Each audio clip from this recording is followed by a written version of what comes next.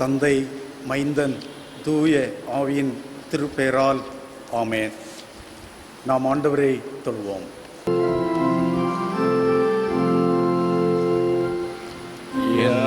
மீட்பரின் நல்லிசரே, எனதுள்ளத்தின் சந்தோஷமே, நான் உம்மை சமீபிக்கிறேன்.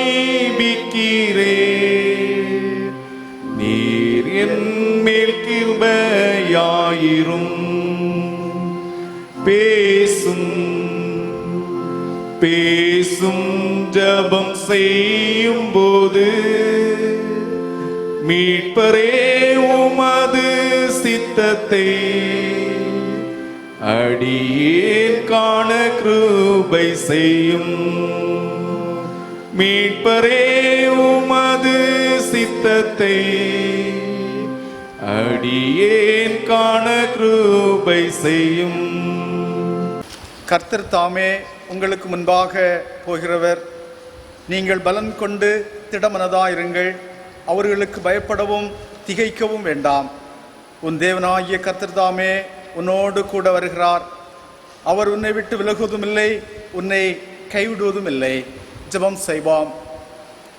கிருபையும் இரக்கமும் அன்பும் நிறைந்த நல்ல ஆண்டவரே, ஆசீர்வாதமான இந்த மே மாதத்திற்காக நன்றியோடு ஆண்டவரை போற்றுகிறோம், ஆண்டவரை துதிக்கிறோம். அப்பா, இந்த முதல் ஓய்வு நாளிலே நாங்கள் ஆண்டவரை நோக்கி பார்க்கிறோம். ஆண்டவரே, கர்த்தருடைய ஆலயத்திலே நாங்கள் வந்து ஆண்டவரை ஆராதிக்க முடியாத சூழலிலும் எங்கள் இல்லத்திலிருந்து ஆண்டவரே நாங்கள் உம்மை ஆராதிக்கிறோம்.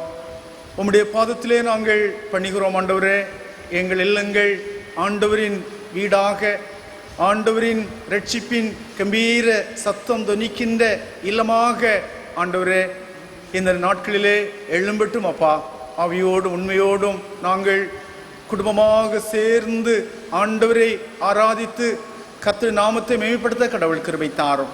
இந்த ஆராதனை ஆண்டவர் எங்கள் எல்லாருக்கும் நீர் ஆசீர்வதித்து தாரும். எங்கள் ஒவ்வொருவரையும் ஆண்டவரே உம்முடைய கையின் கருவிகளாக மட்டும் நீர் எடுத்து பயன்படுத்தும் சுவாமி. எல்லா மகிமையும் மாட்சிமையும் எங்கள் ஆண்டவருக்கே செலுத்துகிறோம். இயேசு நாமத்திலே கேட்கிறோம் எங்கள் நல்ல பிதாவே, ஆமென். நாம் ஆராதனைக்கு ஆரம்பமாகவும் ஆண்டவருடைய நாம மகிமைக்காகவும் நாம் ஞான பாடலிலே 41வது ஞான பாடலை பாடுவோம். தூய தூய தூயா திரியேக தேவா, உமக்கே எந்நாளும் சங்கீதம் ஏறுமே என 41வது ஞான பாடலை நாம் யாவரும் சேர்ந்து பாடுவோம்.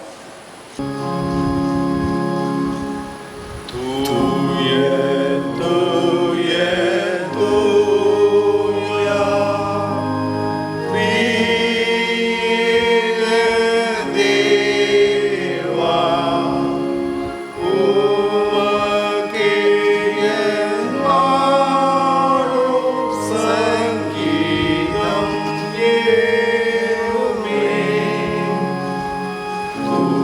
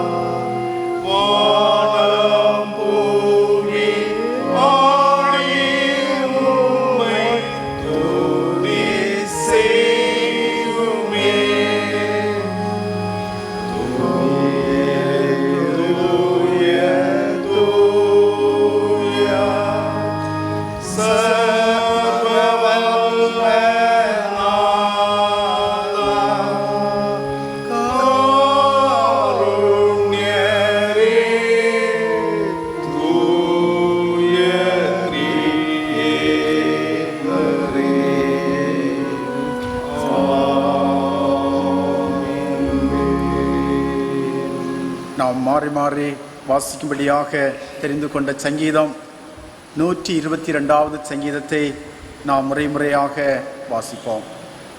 சங்கீதம் 122. கர்த்தருடைய ஆலயத்திற்கு போவோம் வாருங்கள் என்று எனக்கு அவர்கள் சொன்னபோது மகிழ்ச்சியாயிருந்தேன். எருசலேமே, உன் வாசல்களில் எங்கள் கால்கள் நிற்கலாயிற்று. எருசலேம் இசை இணைப்பான நகரமாய் கட்டப்பட்டிருக்கிறது. அங்கே இஸ்ரவேலுக்கு சாட்சியாக கர்த்தருடைய ஜனங்களாகிய கோத்திரங்கள் கர்த்தரின் நாமத்தை ஸ்தோத்திரிப்பதற்கு போகும். அங்கே தாவீதின் வம்சத்தாருடைய சிங்காசனங்களாகிய நியாயாசனங்கள் வைக்கப்பட்டிருக்கிறது. எருசலேமின் சமாதானத்திற்காக வேண்டிக் கொள்ளுங்கள். உன்னை நேசிக்கிறவர்கள் சுகித்திருப்பார்களாக. உன் அலங்கத்திற்குள்ளே சமாதானமும் உன் அரண்மனைக்குள்ளே சுகமும் இருப்பதாக. என் சகோதரர் நிமித்தமும் என் சிநேகிதர் நிமித்தமும் உன்னில் சமாதானம் இருப்பதாக என்பேன். எங்கள் தேவனாகிய கர்த்தரின் ஆலயத்து நிமித்தம் உனக்கு நன்மை உண்டாக தேடுவேன்.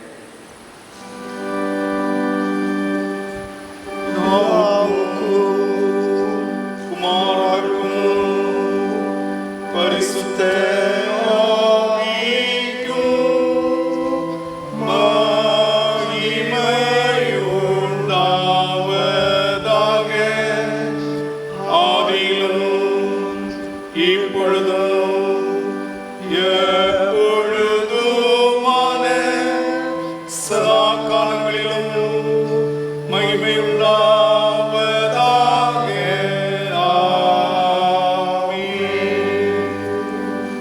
தேவனே, சுத்த இருதயத்தை என்னிலே சிருஷ்டியும், நிலைவரமான ஆவியை என் உள்ளத்திலே புதுப்பியும்.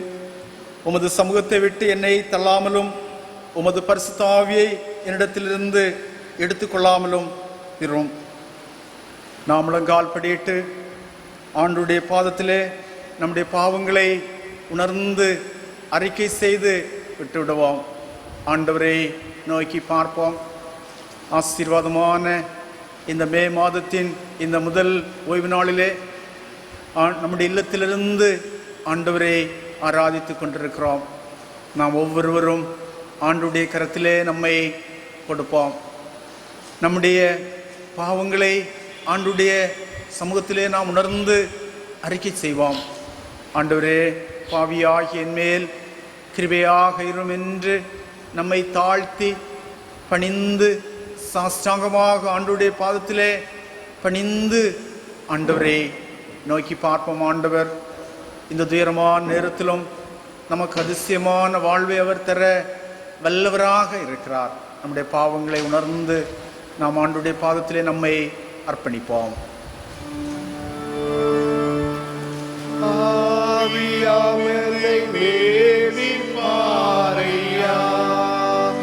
இயேசுநாதா சுவாமி, பட்சமாய என் பாவம் தீரையா.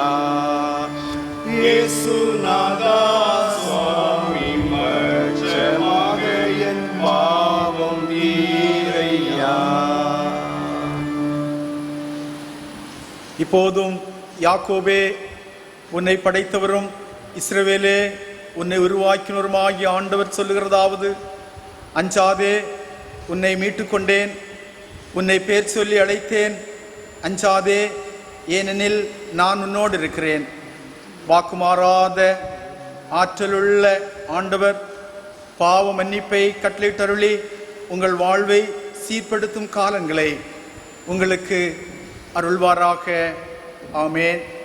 பாவ மன்னிப்பின் நிச்சயத்தை பெற்றுக்கொண்டவர்களாகிய நாம் ஒவ்வொருவரும் நாம் மகிழ்ந்து ஆண்டவருக்கு துதி ஸ்தோத்திரங்களை நாம் ஏறெடுப்போம்.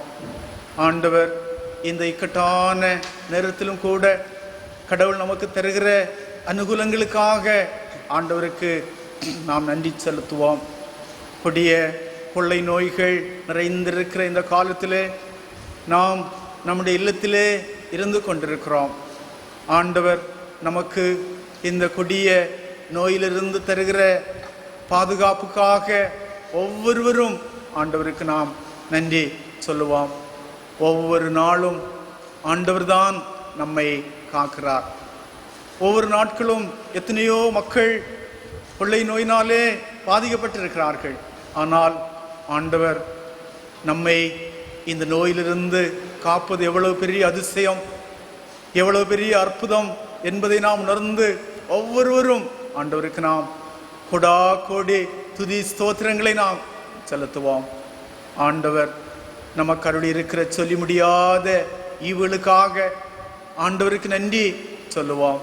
ஒவ்வொரு நாளும் அன்றன்றுள்ள அப்பத்தையும் தண்ணீரை நமக்கு தந்து இம்மட்டுமாக ஆண்டவர் நம்மை போஷிக்கிற தயவுக்காக ஆண்டவருக்கு நாம் நன்றி செலுத்துவோம்.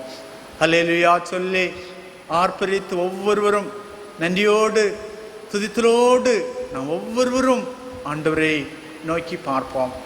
பக்தனோடு சேர்ந்து நன்றி என்று சொல்லுகிறோம் நாதா என்ற பாடலிலே கவி பாடி ஆண்டவரை நன்றியோடு பாடி ஆர்ப்பரிப்போம். நன்றி என்று சொல்லுகிறோம் நாதா, நாவாலே துதிக்கிறோம் நாதா.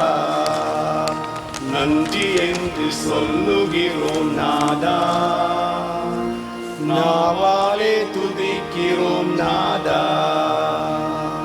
நன்றி சுராஜா, நன்றி சுராஜா, நன்றி சுராஜா, நன்றி சுராஜா. தொடர்ந்து ஆண்டவர் நமக்கு கற்பித்த ஜெபத்தை நாம் யாவரும் சேர்ந்து ஏறெடுப்போம்.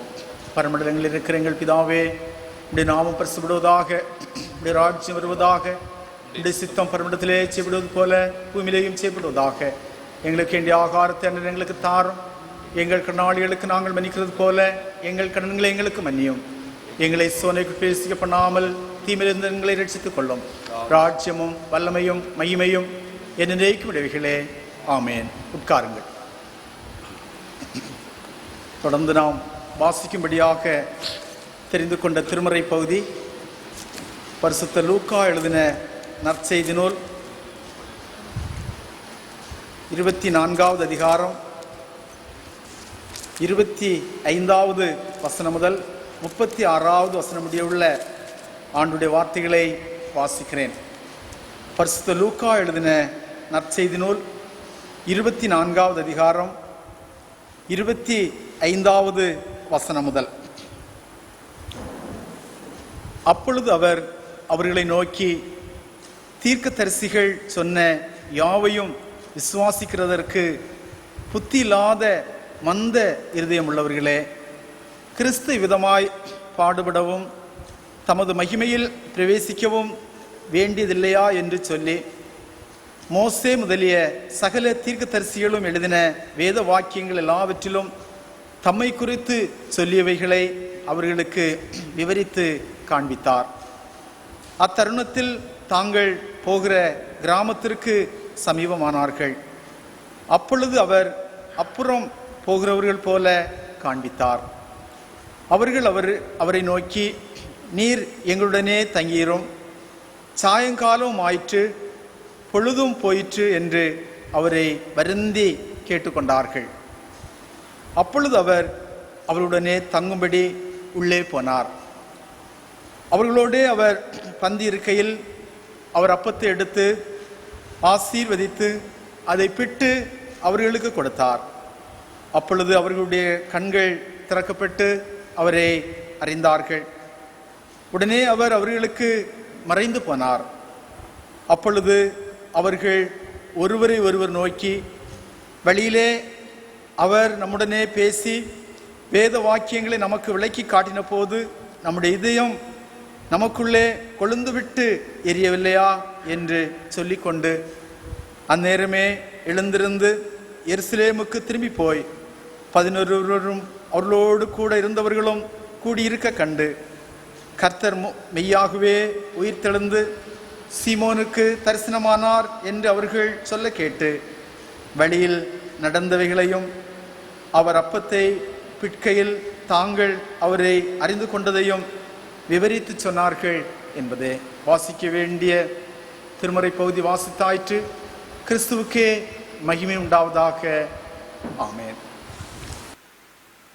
ஆண்டவரும் அருமை இரட்சகருமாகிய இயேசு கிறிஸ்துவின் திருப்பெயரிலே வாழ்த்துக்களும் வணக்கங்களும். மகிழ்ச்சியும் ஆசீர்வாதவுமான இந்த மே மாதத்தினுடைய முதல் ஓய்வு நாள் 3ஆம் தேதி இந்த காலை நேரம் இல்லங்களில் இருந்து இல்லங்களை ஆலயங்களாக மாற்றி ஆண்டவரை ஆராதித்து அவரை மகிமைப்படுத்தி கொண்டிருக்கிற உங்களை வாழ்த்துகிறோம். கர்த்தருடைய பெரிதும் பரிசுத்தமான நாமம் மட்டும் மகிமைப்படுவதாக. இந்த நாட்களிலே ஊரடங்கு தொடர்ச்சியாக நீட்டிக்கப்பட்டு நாம் இல்லங்களிலே முடங்கி போயிருக்கிற இந்த அனுபவம் இது சற்று வித்தியாசமானது. அரசு சொல்லுகிற நடைமுறைகளை கடைபிடித்து ஒத்துழைப்பு கொடுத்து நாம் பாதுகாப்பாக இல்லங்களிலே இருப்பது சால சிறந்தது.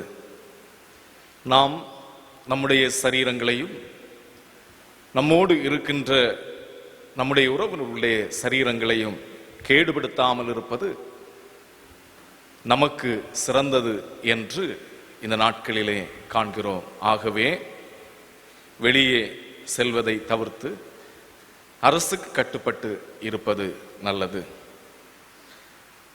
அதிகமாய் இன்று தீரும் நாளை மாறும் என்று நினைத்து கொண்டிருக்கிற இந்த பலவீனம், இந்த வைரஸினுடைய தாக்குதல் தொடர்ச்சியாக சென்று கொண்டே இருக்கிறது. இதை பார்க்கிற பொழுது மிகவும் வருத்தமும் சஞ்சலமும் மனதிலே குடிகொண்டிருக்கிறது.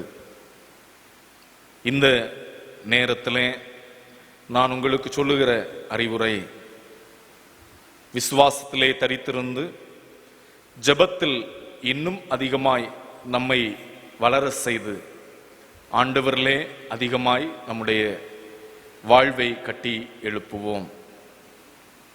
போராட்டமான இந்த சூழ்நிலையில்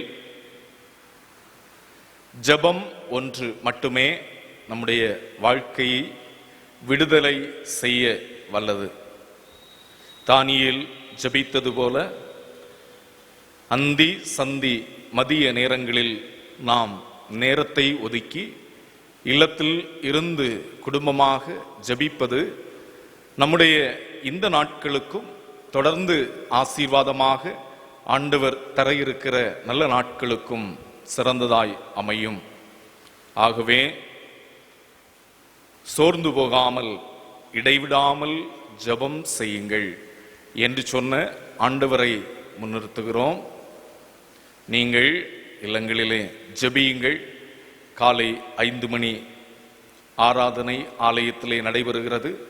நீங்கள் இல்லங்களிலிருந்து ஜெபிக்க உங்களை அழைப்பு விடுக்கிறோம். அதே போன்று மதிய நேரங்களிலும் மாலை நேரங்களிலும் குறிப்பிட்ட நேரத்தை ஒதுக்கி மதியம் 12 மணி மாலை 7 மணி ஆகிய நேரங்களை உங்களுடைய இல்லங்களிலே ஜெப நேரங்களாக நீங்கள் ஏற்படுத்திக் கொள்வீர்களானால் அது ஆசீர்வாதமாக இருக்கும். இது திருச்சபை மக்களுக்கு அழைப்பு விடுக்கிறோம். நாங்களும் அந்த நேரங்களில் ஜெபத்திலே உங்களை தாங்கவும் நாம் இணைந்து ஜெபிக்கவும் ஆயத்தப்படுவோம். ஆண்டவர் நம்மை ஆசீர்வதிப்பாராக. இந்த நாளிலும் நம்முடைய சிந்தனைகளுக்கு நேராக திரும்புவோம். தலைகளை தாழ்த்தி ஒரு நிமிடம் ஆண்டவரை நோக்கி பார்ப்போம்.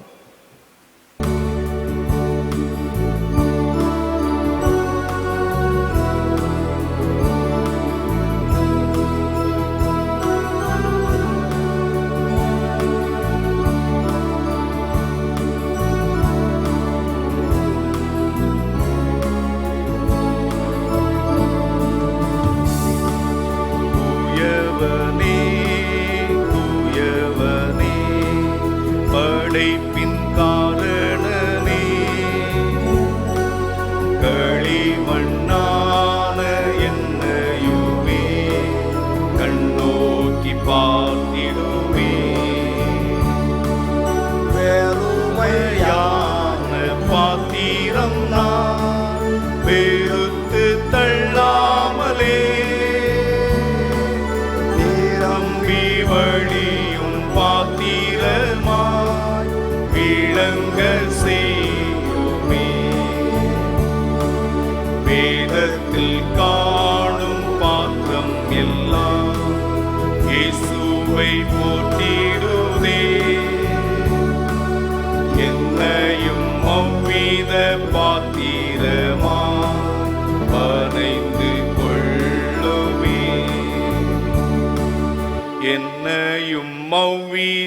பாத்திரமா வரைந்து கொள்ளுமே. பரிசுத்தம் நிறைந்தவரே, பரலோக வாழ்வை எங்களுக்கு முன்வைத்து முன்குறித்து எங்களுக்காய் ஆயத்தப்படுத்தி எங்களை பராமரித்து பாதுகாக்கிறவரே, இந்த நாளிலும் உம்முடைய வார்த்தைகளுக்கு நேராய் நாங்கள் செவிகளை சாய்க்கிற பொழுது அவைகள் எங்களுடைய இருதயங்களை தூய்மையாக்கவும் உண்மையாய் நாங்கள் உம்மை ஆராதிக்கவும் பழக்கட்டும். இயேசுவின் நாமத்தில் ஜெபிக்கிறோம் பிதாவே, ஆமென். இந்த நாளிலும் சற்று நேர சிந்தனைக்காக தெரிந்து கொண்ட திருமறையின் பகுதி லூக்கா நற்செய்தியாளருடைய 24வது அதிகாரம், அதனுடைய 13வது வசனத்திலிருந்து 37வது வசனம் வரையிலும். இந்த பகுதி உயிர்ப்புக்கு பின்வருகிற 3வது ஞாயிறு சிந்திப்பதற்காக கொடுக்கப்பட்டிருக்கிற பகுதி. எம்மாவு என்கிற இடத்தை நோக்கி பிரயாணப்பட்ட சீடர்கள் எருசலேமிலிருந்து 8 மைல் 11 கிலோமீட்டர் தொலைவில் இருக்கிற எம்மாவு என்கிற கிராமத்தை நோக்கி பிரயாணப்பட்ட சீடர்களோடு இயேசு தம்மை இணைத்து கொண்டார். இயேசு அவர்களோடு இணைந்து அவர்கள் நடந்து சென்று கொண்டிருக்கிற பொழுது அவர்களுடைய பேச்சு இயேசுவை நோக்கி நீர் அந்நியரோ என்கிற கேள்வியோடு இருக்கிறது. இந்த அந்நியரோ என்கிற கேள்வியோடு இருப்பதற்கு காரணம், எருசலேம் யூதேயா முழுவதும் உயிர்த்தெழுதலை குறித்த வார்த்தையை மட்டுமே பேசிக் கொண்டிருந்தார்கள். உயிர்த்தெழுதலை குறித்து மட்டும் பேசிக் கொண்டிருந்த மக்களுக்கு மத்தியிலே இவர் உயிர்த்தெழுதலை தெரியாதவர் போல இவர்களிடத்திலே பேச்சு கொடுத்தது ஒரு புறஜாதி என்கிற ஒரு அனுபவத்தை சீடர்களுக்கு மத்தியிலே உருவாகிற்று.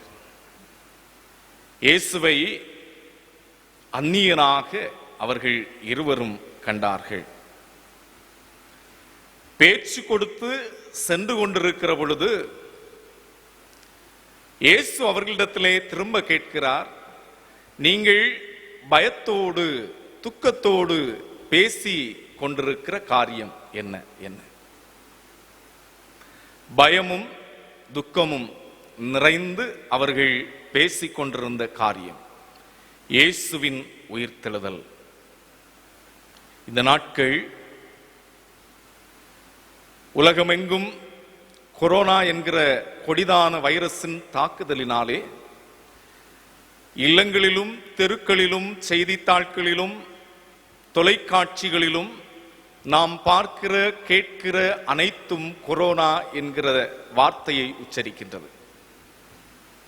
அன்று உயிர்த்தெழுந்தார் இயேசு என்று உலகமெங்கும் அந்த நாட்களிலே எருசலேம் எங்கும் முழங்கிக் கொண்டிருந்த அதே சத்தம் இன்று எல்லா இடங்களிலும் கொரோனா என்கிற வார்த்தையோடு முழங்குகிறது. அந்த சீடர்களுக்குள்ளாக இருந்த துக்கம், பயம், திகில், நடுக்கம் இன்றும் நமக்குள்ளாக இருக்கிறது. எப்படி தொடர்ந்து வாழ்வது என்று அறியாத ஒரு பயம், யாருக்கு என்ன நடைபெறும் என்று அறியாமல் இருக்கிற ஒரு திகில், இவைகளினால் நாம் மூண்டு போய் இருக்கிறோம். இதே சூழ்நிலையில் இருக்கிற பொழுது இயேசு அன்று அவர்களோடு உடன் இருந்தார். உயிர்த்தெழுந்த ஆண்டவர் பயமும் திகிலும் நடுக்கமும் கொண்டு இயேசுவை பற்றி, இயேசுவின் உயிர்த்தெழுதலை பற்றி பேசிக் கொண்டிருந்த சீடர்களோடு உடன் இருந்தார். இன்று பயமும் நடுக்கமும் திகிலும் கொண்டு இந்த கொடூரமான வைரஸை குறித்த பயத்தோடு அதை பேசிக் கொண்டிருக்கிற நம்மோடு இயேசு இருக்கிறார். இயேசு உடன் இருக்கிறார். உயிர்த்தெழுந்த ஆண்டவர் நம்முடன் இருக்கிறார். இந்த பகுதி இன்னும் சற்று ஆழமாய் செல்லுகிற பொழுது இயேசு அங்கு அழைக்கப்பட்டு வந்தவர் அல்ல. அவர் வருந்தி அழைக்கப்பட்டு வந்தவர் அல்ல, அவராக விரும்பி அங்கே வந்தவர். இயேசு நம்முடைய வாழ்க்கையிலே வருந்தி அழைத்து வந்தவர் அல்ல, விரும்பி வந்திருக்கிறார்.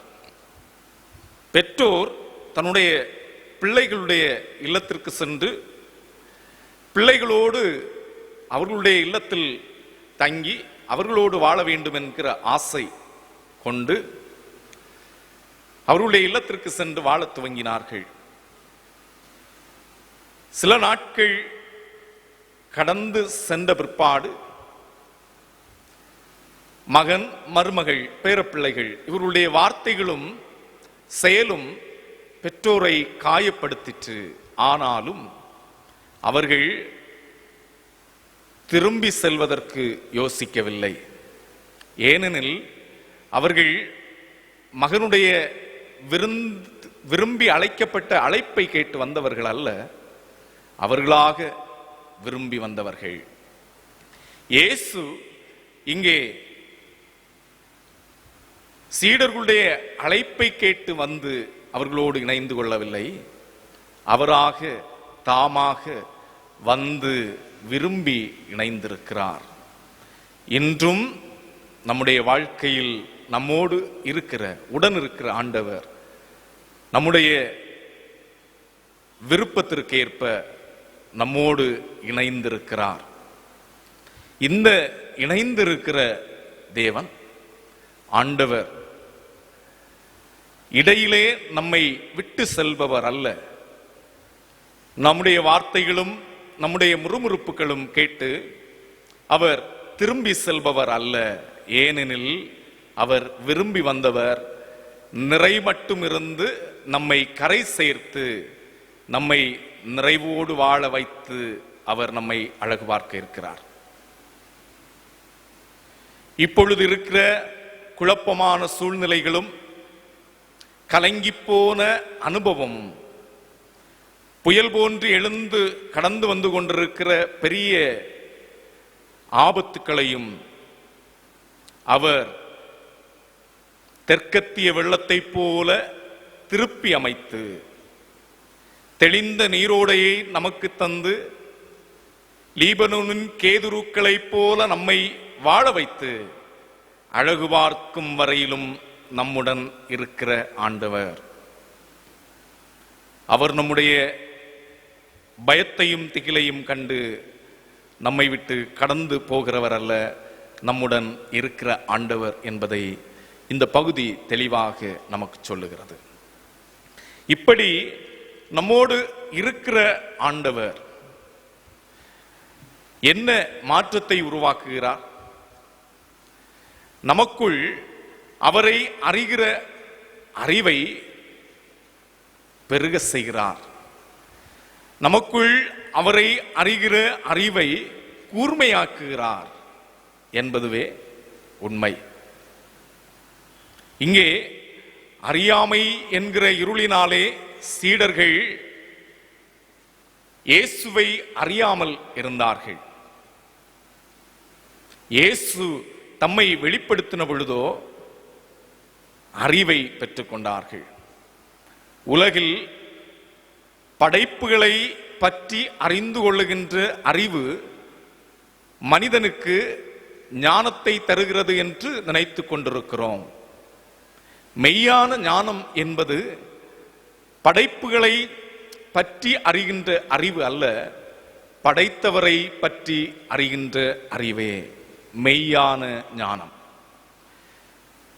நம்முடைய உண்மையான அறிவு என்பது படைத்தவரை பற்றி அறிகின்ற அறிவே. இங்கே சீடர்கள் படைத்தவரை பற்றி பேசிக்கொண்டு நடந்தார்கள், படைத்தவரோடு கூட நடந்தார்கள், படைத்தவரை போக விடாமல் அழைத்து சென்றார்கள், இல்லத்தில் உடன் வைத்திருந்தார்கள், அவரோடு உணவு அருந்துவதற்கு கூட முற்பட்டார்கள். ஆனால் அவரை பற்றி அறியாதிருந்தார்கள். அவரை பற்றி அறிகிற அறிவு நம் ஒவ்வொருவருக்கும் தேவையான ஒன்றாக இருக்கிறது. சகேயு என்கிற மனிதன் இயேசு எப்படிப்பட்டவரோ என்று பார்த்து அவரை அறிந்து கொள்வதற்கு காட்டத்தி மரத்தில் ஏறினான். அந்த ஆவல் கொண்டான். இயேசு எப்படிப்பட்டவர் என்று அறிய ஆவல் இல்லாத மனிதர்கள், அறிவு வெறுத்த மனிதர்கள் அவரை சிலுவையில் அறைந்தார்கள். சிலுவை என்னும் மரத்தை அவருக்கு கொடுத்தார்கள்.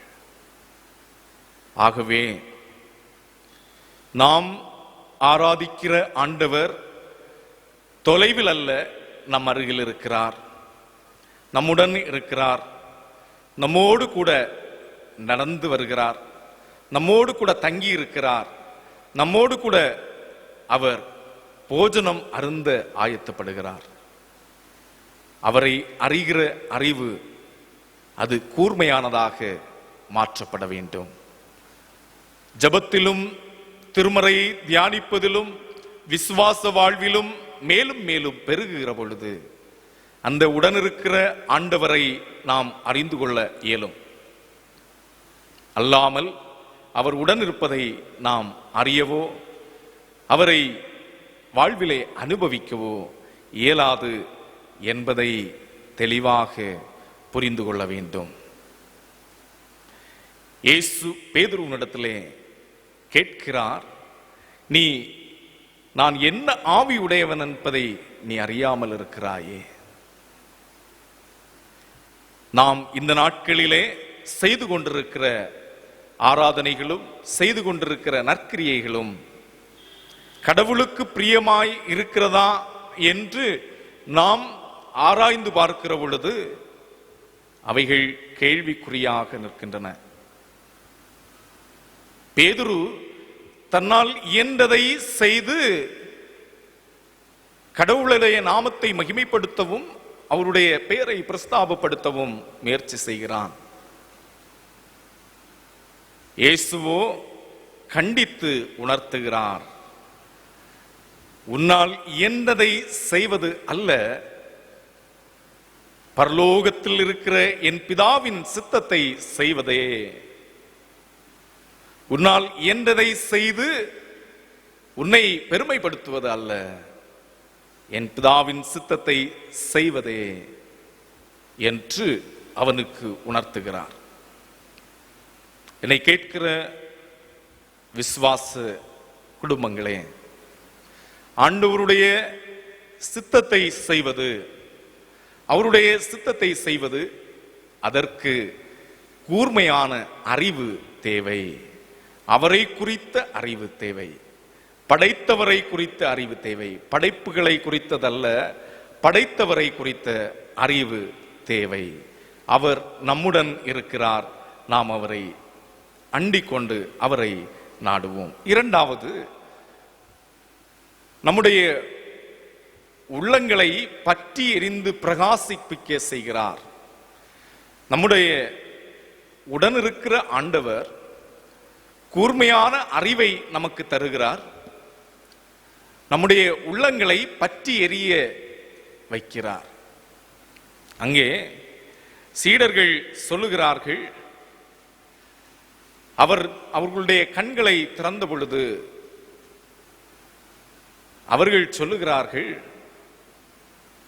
அவர் நம்மோடு பேசுகிற பொழுது நம்முடைய உள்ளங்கள் கொழுந்து விட்டு எரியவில்லையா என்கிற கேள்வியை முன்வைக்கிறார்கள்.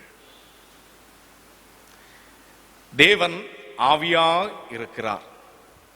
ஆவியான தேவனை ஆவியோடும் உண்மையோடும் தொழுது கொள்ள வேண்டும் என்பது அவர் நமக்கு கொடுக்கிற அழைப்பு. ஆவியான தேவனை கண்களால் காண இயலாது. அவரை எப்படி காண்பது? இருதயத்திலே அவரை காணவும் உணரவும் இயலும். இங்கே கண்களால் மனிதனை பார்த்தார்கள், இருதயத்தால் இறைவனை பார்க்கவில்லை. இந்த சீடர்கள் கண்களால் வழிபோக்கனை போல இயேசுவை கண்டார்கள்.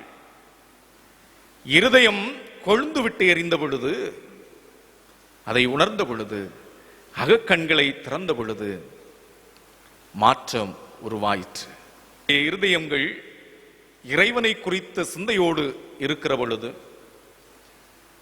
இறைவனை குறித்த தேடுதலோடு இருக்கிற பொழுது, இருதயம் முழுவதும் இறைவன் நிறைந்திருக்கிற பொழுது அந்த கொழுந்து விட்டு எரிகிற அனுபவம் நமக்குள் உருவாகும். அது நம்முடைய முகங்களை சூரியனை போல பிரகாசிப்பிக்க பண்ணும். இயேசு இங்கே வழிபோக்கனை போல வந்து அவருக்கு தம்மை அறிவிக்கவில்லை. 17வது வசனம். அவர்களோடு இணைந்து நடந்தார். அவர் அறிந்திருந்த காரியத்தை அவர்கள் சொல்லுகிறார்கள், அறியாதவர் போல கேட்கிறார். அவரை குறித்து சொல்லுகிறார்கள், அவர் தம்மை வெளிப்படுத்தாமல் நிற்கிறார். தம்மை வெளிப்படுத்தின பொழுதோ அவர்கள் அவரை காணவில்லை. தம்மை வெளிப்படுத்தின பொழுது அவர்கள் அவரை காணவில்லை. இன்றைக்கு தங்களை உலகுக்கு வெளிப்படுத்தி உலக மனிதர்களிடத்திலே பெருமை பாராட்டுவதற்கு, பெருமை சேர்ப்பதற்கு ஓடிக்கொண்டிருக்கிற இந்த உலகத்தில் இயேசு இவைகளை விரும்பவில்லை. இயேசு தம்மை உள்ளத்தில் நிறுத்தி நம்மை அழகு பார்க்க விரும்புகிறார். அவர் நம்முடைய உள்ளங்களில் அவரை முழுமையாய் தரித்து ஏற்றுக்கொண்டு நம்மை புது வாழ்வு வாழ அழைப்பு விடுக்கிறார். ஆகவே உள்ளம் நிறைந்து அவரை தேடுகிற பொழுது அவர் நமக்குள் வெளிப்படுவார். நம்முடைய இருதயங்களை கொழுந்து விட்டு எரிய பிரகாசிக்க பண்ணுவார். அப்பொழுது அது ஆத்மீக வாழ்வினுடைய நிறைவு. அது நம்முடைய வாழ்வினுடைய நிறைவு. இன்று இந்த மே மாதத்தினுடைய முதல் பரிசுத்த ஓய்வு நாள் 3ஆம் தேதி. இந்த காலை நேரம் ஆண்டவரை ஆராதித்துக் கொண்டிருக்கிற நாம் உண்மையோடு உத்தமத்தோடு இந்த நாட்களை பிரயோஜனம் உள்ளதாக மாற்றுவதற்கு இறை சமூகத்தில் அதிக நேரம் தரித்திருந்து ஜெபத்திலும் திருமறையை படிப்பதிலும் விசுவாசத்திலும் உறுதியாய் வாழுகிற பொழுது இந்த ஆண்டவர் நம்மோடு இணைந்து வாழுகிறார். நம்மோடு இணைந்து வாழுகிற இந்த இறைவனை அவர் நம்மிடத்திலிருந்து கடந்து செல்லும் முன்னாக நாம் கண்டுகொள்ள இயலும். நாம் அவரை பார்க்க இயலும். இல்லாத பட்சத்திலே ஒருவேளை உடன் நடக்கலாம், அநேக நல்ல காரியங்களை செய்யலாம். இயேசுவை வாழ்க்கையிலே காண இயலாதவர்களாக, மற்றவர்களுக்கு காண்பிக்க இயலாதவர்களாக நாம் மாறி வாழ்விழந்து போவோம். ஆகவே நம்முடைய பாடுகள் தீரும் வரையிலும்,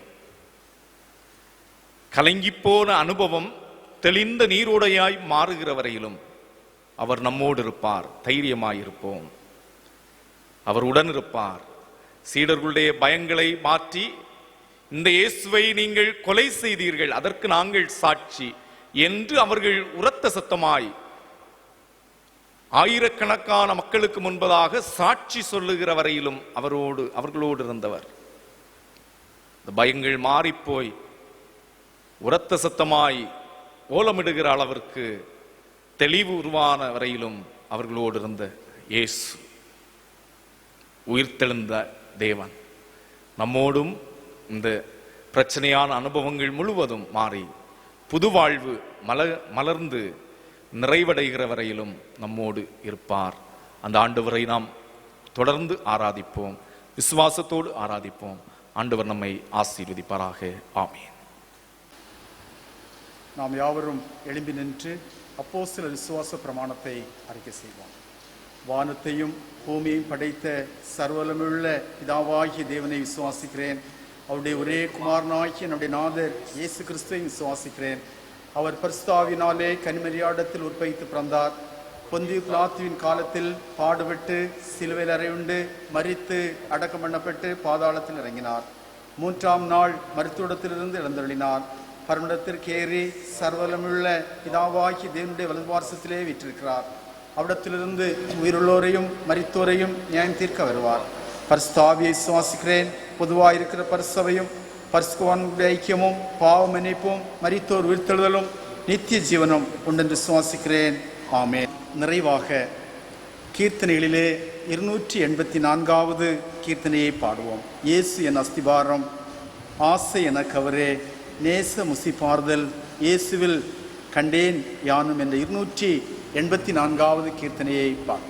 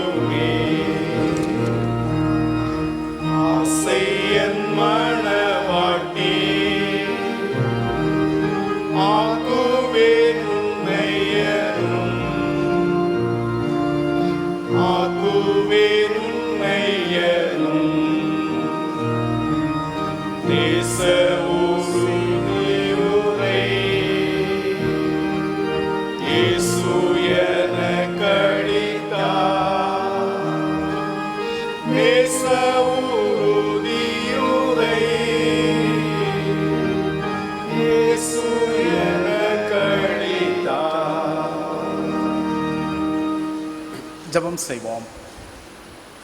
பரிசுத்தமும் கிருபையும் அன்பும் நிறைந்த எங்கள் நல்ல ஆண்டவரே, பயம் நிறைந்த சூழலிலே ஆண்டவர் எங்களுடன் இருக்கிறவராக நீர் இருக்கிறீர். ஆண்டவரே, பல வேளைகளிலே ஆண்டவர் எங்களோடு இருப்பதை நாங்கள் அறிய இயலாமல் இருக்கிறோம். ஆனால் ஆண்டவரை நாங்கள் எப்போதும் அறிந்து ஆண்டவரோடு கூட நாங்கள் துன்ப வேளையிலும் பயணிக்கின்ற நல்ல அனுபவத்தை ஆண்டவர் எங்களுக்கு தாருமப்பா. இன்னும் ஆண்டவரே, எங்கள் உள்ளங்களை நீர் எரிய செய்கிறீர். உம்முடைய வார்த்தைகளினால், உம்முடைய இறை அனுபவத்தினால் எங்கள் உள்ளங்கள் தொடப்படுகின்ற போது நாங்கள் கலிகூர்ந்து மகிழ்ந்து கொழுந்துவிட்டு எரிகின்ற அனுபவங்களை எங்களுக்கு நீர் அருளுகிறீர். உயிர்த்தெழுந்த ஆண்டவருடைய இறை பிரசன்னம் ஆண்டவரே ஒவ்வொரு உம்முடைய பிள்ளைகளையும் ஆண்டவரே ஆசீர்வதிப்பதாக, அரவணைப்பதாக. பயம் நிறைந்த சூழலிலிருந்து ஆண்டுடைய பிள்ளைகளை விலக்கி காத்தருளும் ஆண்டவரே. இந்த நாட்களிலும் ஆண்டவரே, பலவீனத்தோடு மருத்துவமனைகளிலும் இல்லங்களிலும் இருக்கிற அருமையான தம்முடைய பிள்ளைகளுக்காக ஆண்டவரை நோக்கி பார்க்கிறோம். என் கிருபை உனக்கு போதும் என்று சொல்லியிருக்கிற ஆண்டவர், உம்முடைய கிருபையினால் ஆண்டவர் உம்முடைய பிள்ளைகளை தாங்கி ஆண்டவர் பலப்படுத்த வேண்டுமாறு ஜெபிக்கிறோம் அப்பா. இன்னும் ஆண்டவரே, ஏழ்மையிலும் பண கஷ்டங்களிலும் வேலை இல்லாமையிலும் இருந்து ஆண்டவரே பாரத்தோடு கவலையோடு இருக்கிற நம்முடைய பிள்ளைகளுக்காக நோக்கி பார்க்கிறோம் ஆண்டவரே. ஆண்டவர் அதிசயமானவராக நீர் கடந்து வாரும் அப்பா. ஒவ்வொரு இல்லத்தையும் ஆண்டவர் ஆசீர்வதித்தருளும். அன்றன்றுள்ள தேவைகளை ஆண்டவரே உம்முடைய பிள்ளைகளுக்கு நிறைவாக்கி நீர் தர வேண்டுமாறு ஜெபிக்கிறோம் ஆண்டவரே. ஆகாயத்து பறவைகளை கவனித்து பாருங்கள். அவைகள் விதைப்பதும் இல்லை, நோற்பதும் இல்லை, ஆனாலும் அவைகளையும் ஆண்டவரே நீர் போஷிக்கிறீர். அவைகளை போஷிக்கிற ஆண்டவர் உங்களை போஷிப்பது அதிக நிச்சயம் அல்லவா என்று ஆண்டவர் நீர் சொல்லியிருக்கிற ஆண்டவர். ஒவ்வொரு பிள்ளைகளுக்கும் ஆண்டவர் அன்றன்றுள்ள அப்பத்தையும் தண்ணீரையும் தந்து ஆண்டவரே உம்முடைய பிள்ளைகள் ஒவ்வொரு நீர் பாதுகாத்தள்ள வேண்டுமாறு ஜெபிக்கிறோம் ஆண்டவரே. நாளைய தினத்திலிருந்து ஆண்டவரே இந்த சூழல்கள் முற்றிலுமாக மாறி ஆண்டவரே இந்த ஊரடங்கு அகன்று ஆண்டவரே நாங்கள் பழைய ஒரு நிலைமைக்கு நேராக திரும்பி வர ஆண்டவர் கிருபை தாரும். ஆகவே அந்த நோய் கிருமிகள் முற்றிலுமாக கட்டுப்படுத்தப்படட்டும் ஆண்டவரே. கர்த்தருடைய இரத்தம் ஆண்டவரே உலகம் எங்கும் தெளிக்கப்படட்டும் ஆண்டவரே.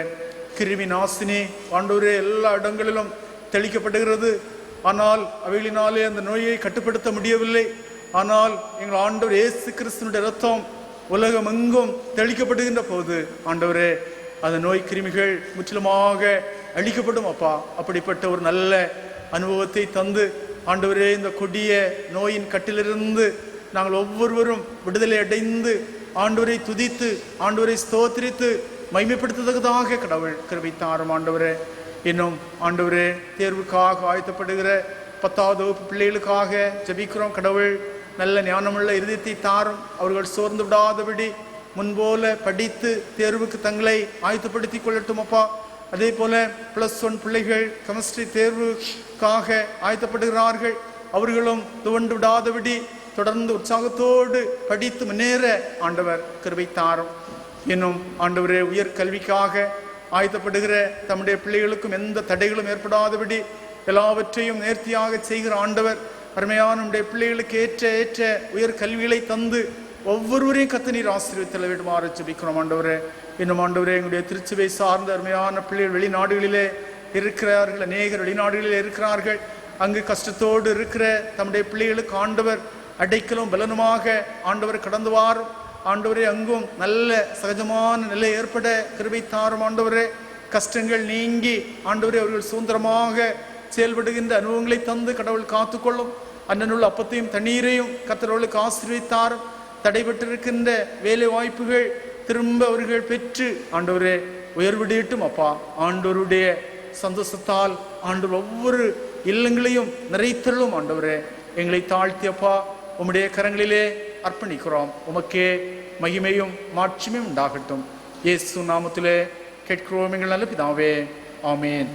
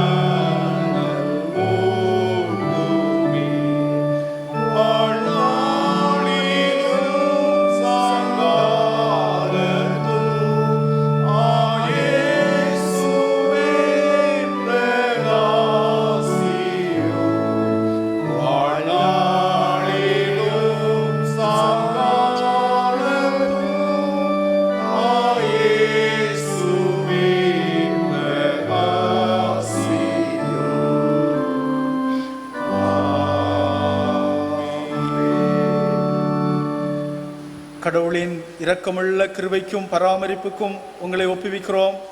தந்தை, மைந்தன், தூய் ஆவியரின் அன்பும் அருளும் கூட்டுறவும் உங்கள் அனைவரோடும் கூட உலகம் அனைத்தோடும் இன்றும் என்றும் இனிவரும் சதா காலங்களிலும் தங்கியிருப்பதாக.